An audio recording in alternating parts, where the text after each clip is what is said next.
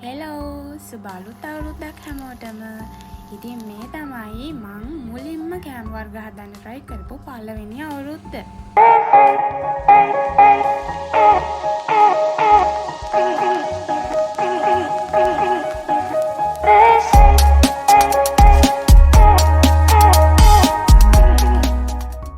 ඔයාලත් මං වගේම මුලින්ම නම් කෑම වර්ග හදන්න try කරන්නේ මේ කෑම වර්ග ටික try කරලා බලන්න.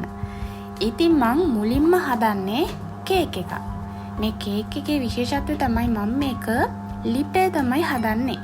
ඉතින් මේ ඔයාලට පේන විදියට මුලින්ම අපි කඩාගත්ත බිත්තර 3 සහ සීනි බ්ලෙන්ඩ් කරලා ගන්නවා. ඔයාලට මේක හැන්දකින් දිය කරලා ගන්නත් පුළුවන්. හැබැයි බ්ලෙන්ඩ් කරලා ගත්තාම හොඳට මේ දෙක මික්ස් වෙනවා. ඊට පස්සේ මේකට කොකෝවා පවුඩර් මිශ්‍ර කරපු පාන් පිටි ඇඩ් කරනවා. ඊට පස්සේ ඒ දෙක හොඳට මික්ස් කරලා ඒ වගේම තමයි මේකට අර අපි කලින් පෙන්නපු බේකින් සෝඩා, බේකින් පවුඩර් ඒ ටිකත් ඇඩ් කරගන්න ඕනේ. ඉතින් ඒ ටික කවලම් කරලා ගනිද්දී මේ වගේ තමයි අපේ බැටර් එක එන්නේ. ඉතින් මම මුලින්ම try කරේ මේ වගේ භාජනයක. හැබැයි මේක කේක් එක ලිපේ හදනවා නම් සුදුසු නැහැ. කින්දර හැමතැනටම සමානව වදින්න පුළුවන් භාජනයක් තමයි අපි යූස් කරන්න ඕන. හරියට ෆෑන් එකක් වගේ. ඒ නිසා මං බැටර් එක ආයේ ෆෑන් එකකට ඇඩ් කරලා ඒක ලිපෙන් තිබ්බා. ඒ වගේම යටට පොඩි තෙල් ටිකක් ගාලා පාච්මන්ට් පේපර් හෝ ටිෂු පේපර් තියන්න. පාච්මන්ට් පේපර් එකේ ඝන එක වෙනවා නම් වඩා හොඳයි. ඔයාලා ලිපේ හදනවා නම්. හැබැයි ඔයාලට oven එකක් තියෙනවා නම් ඝන එක ඕනේ නැහැ.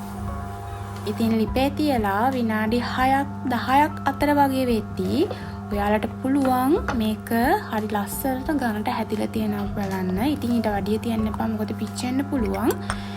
ඊට පස්සේ අපි හදන්නේ අර මැදින් ගාන ක්‍රීම් එක. මේකට මම ගන්නේ බටර්, කොකෝ පවුඩර් සහ කුඩු කරගත් සීනි. ඉතින් මෙන්න මේක හොඳට මික්ස් වෙන කරන්න ඕනේ. මෙන්න මේ වගේ ගානට බැටර් එක හැදෙනකම්. මං චොකලට් එකක් ඩබල් බොයිල් කරලා මේ විදිහට හදාගෙන තියෙනවා. මේකට හොඳින් තලාගත්ත කජු ටිකක් ඇඩ් කරන්න ඕනේ. මේ තියෙන අපි හදාගත්ත බැටර් එක. මේ තියෙන්නේ විනාඩි 10කට විතර පස්සේ අපේ කේක් එක හැදිලා තියෙන විදිය. ඒක හරි ලස්සනට හැදිලා තියෙනවා ලිපේ වුණත් oven එක හදනවා නම් අපිට මීට වඩා ලස්සනට ගන්න පුළුවන්. ඊට පස්සේ මම මේ කේක් එක මුලින්ම දෙකට කපාගෙන ඒකේ අපි අර හදාගත්ත ක්‍රීම් එක ගා ගන්නවා. ඔයාලා ගොඩක්ම සීනි රසට කැමති නම් විතරක් ක්‍රීම් එක ගා ගන්න නැත්නම් ඕනේ නැහැ.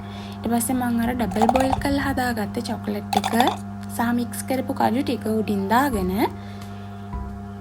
ඊට පස්සේ චොකලට් කෑල්ලක් අරගෙන ඒක පොඩියට කුඩුවට කපාගෙන ඒකත් මේකට ඇඩ් කරනවා. ඉතින් මේක ගොඩක් රසයි. අපි ලිපේ හදාගත්ත කියලා කර රසක් එහෙම මුකුත් එන්නේ නැහැ. හැබැයි ඔයාලා හරියටම ටයිමුත් බලන්න ඕනේ. ඒ වගේම හරි සොෆ්ට් විදියට කපන්න පුළුවන්. මම මුලින්ම try කරපු නිසා තමයි මේ තරම් පොඩියට try කරේ. ඊළඟට මම හදන්නේ අලුවා. මේක අලුත් අවුරුද්දේ ගොඩක් ප්‍රසිද්ධ කෑමක්. මේ විදිහට ඉන්ග්‍රෙඩියන්ට්ස් ටික අරගෙන ඊට පස්සේ මුලින්ම කරන්නේ හාල් පිටි ටික බැද ගන්නවා.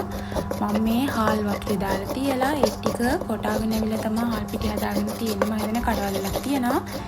ඊට පස්සේ සීනි ටික අරගෙන සීනි ටිකත් මේ විදිහට සීනි වලට වතුර ඇඩ් කරලා දිය කරගන්නවා. මෙන්න මේ තරම් පදම වෙනකන්. ඒ කියන්නේ සාමාන්‍යයෙන් නූල බේරෙන පදම වගේ. ඊළඟට මම අර ගත්ත එන සාල් ටික සහ මාදුරු ටික හොඳින් කොටා ගන්නවා කුඩු වෙනකන්.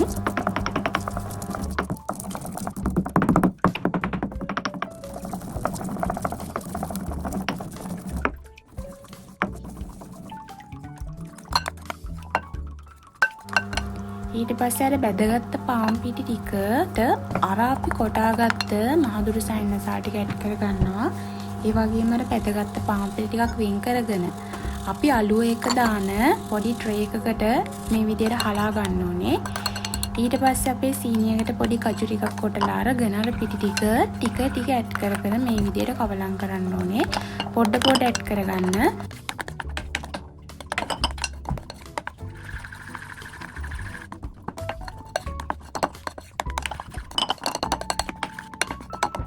ඊපස්සේ සාමාන්‍යයෙන් අතේ ඇලෙන පදම් වගේ ආවම ට්‍රේ එකට මේ විදිහට දාලා අර අපි ගත්ත පාන් පිටි ටික උඩින් දා ගන්න ඕනේ. මට අර පොඩි කොටසක් මගේ අරුණ වීඩියෝ කරගන්න.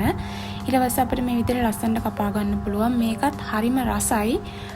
ඒ වගේම හයිය නෑ. හරියටම කටේ දිය වෙන පදම තියෙනවා. රුලන් වලින් හදන්න පුළුවන් රස කෑමක් තමයි ඊළඟ try කළේ. මේකට මෙන්න මේ විදිහට මේ ingredients ටික ඕන වෙනවා. මේ කජු රටින් නම් අත්‍යවශ්‍යම නෑ. හැබැයි දැම්මොත් ඒක රසයි ගොඩක්. ඒ වගේම කලරින් එකත් අත්‍යවශ්‍යම නෑ. හැබැයි පොඩි ලස්සනක් එනවා කලරින් ටිකක් දැම්මම. මුලින්ම අපි කරගන්න ඕනේ පොල් ටික හොඳට බෙද ගන්න ඕනේ සාමාන්‍යයෙන් වතුර ගතිය නැති වෙනකම්.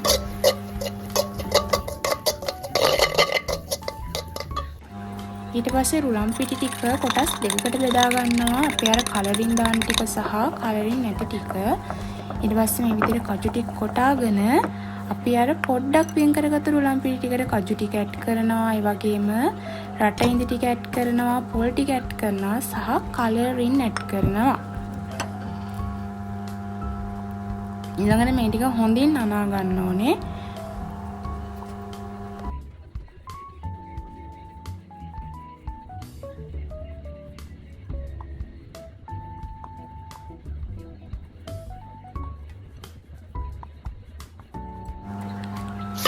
ඊට පස්සේ සීනි වලට වතුර ටිකක් දාලා ඒක හොඳට උණු කරගන්නවා. මේ හැම වෙලාවෙම මේක හොඳින් හැමි ගන්න ඕනේ.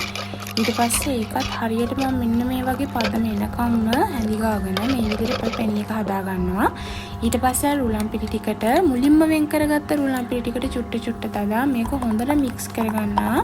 සාමාන්‍යයෙන් අතේ ඇලෙන ගුලි කරගන්න පුළුවන් ප්‍රමාණයක් වෙනකම්. ඊට පස්සේ බටර් ටිකක් ට්‍රේ එක ගාලා මුලින්ම අර හදාගත්ත ටික යටින් තල්පයක් විදිහට තියා ගන්නවා. ඊට පස්සේ අර අපි කලරින් දාපු ටිකටත් පැණි දදා හොඳින් මික්ස් කරලා ඒක උඩින් තල්පයක් විදිහට තියා ගන්නවා.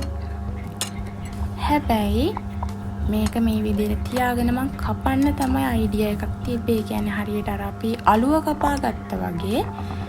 හැබැයි මොන හරි ඉන්ග්‍රේඩියන්ට් එකක වරදක්ද කියලා මට තේරෙන්නේ නැහැ. කොහොමුණත් මට මේක කපන්න බෑ, කැඩෙන වගේ ආව. මං හිතන්නේ පැණි මදි වුණා. ඒ නිසා ඔයාලා පැණි හොඳට දාගන්න. ඒ නිසා මං කරුවේ මේක කපන්න නැතුව මේක මේ විදියටම තියාගෙන මේකෙන් ගුලි හදාගත්තා. ඒ නිසා තමයි මම මේකට රුලන් ගුලි කිව්වේ. ඔයාලට පුළුවන් නම් මේක දෝසි කෑල්ලක් විදිහට හදාගන්න පුළුවන් හොඳට පැණි දාගත්තොත්.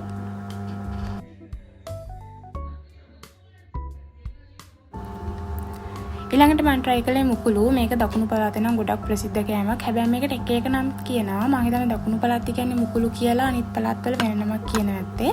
මේකට ඕනේ 3 වර්ගයයි. සීනි, පොළොයි, පිටි, පාන් පිටි විතරයි. ඉතින් මේ ටික හරියටම මුලින්ම පොල් දාලා කවලම් කරගන්නවා. හොඳට මික්ස් කරගන්නවා. ඊට පස්සේ ඒක ටිකක් කළා ගියාට පස්සේ අතේ ඇලෙන වගේ ප්‍රමාණය, ගුලි ගහ ගන්න ප්‍රමාණය වගේ ආවට පස්සේ මේකට සීනි ඇඩ් කරනවා. සීනි පස්සෙම ඇඩ් කරන්න. මොකද සීනි දිය වෙන්න කලින් අපි මේ මුකුළු ටික හදා ගන්න ඕනේ.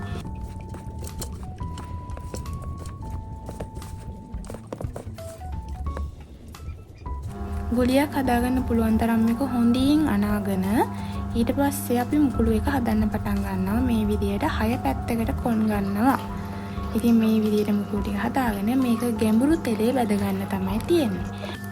ගෑස් එකේ උස් නොකර මං එළියෙන් ලිපක් හදාගත්තා. ඊට පස්සේ සාමාන්‍ය එක සැරයකට 7ක් 4ක් වගේ දාලා අපිට මේ වගේ හට්ටියක මේ ටික බැද ගන්න පුළුවන්. ඉතින් මේ වගේ ලස්සන රන්වන් පාටක් වෙනකන් මේක බැද ගන්න ඕනේ. එතකොට මැද අමු නොවි ලස්සනට මේ වගේ අපිට මේ මුකුළු එක ගන්න පුළුවන්. අවුරුද්දට විතරක් නෙමෙයි වලට තේ බොන වෙලාවකුණත් මේක හදා ගන්න පුළුවන්. ඒ වගේම අපි කොකිසුත් හැදුවා. කොකිස් නම් හදන්න ඔයාලගේ ගෙවල් වලින් ලොකු අයගෙන් අහලා උනත් දැනගන්න පුළුවන්නේ. ඔයත් මේ වගේ කෑම වර්ග හදන්න අලුත් කෙනෙක් නම් මුලින්ම මේ වගේ පොඩි පොඩි කෑම වලින් try කරලා බලන්න. ටික වෙලාවක් යද්දී ඔයාලට මාස හිතෙනවා තව කෑම හදන්න. එහෙනම් අලුත් අවුරුදු vlog එකකින් හම්බ වෙමු. ගිහින් එන්නම්. bye. කිරියෙන් පැණියෙන් ඉතිරෙන සුබ අලුත් අවුරුද්දක්.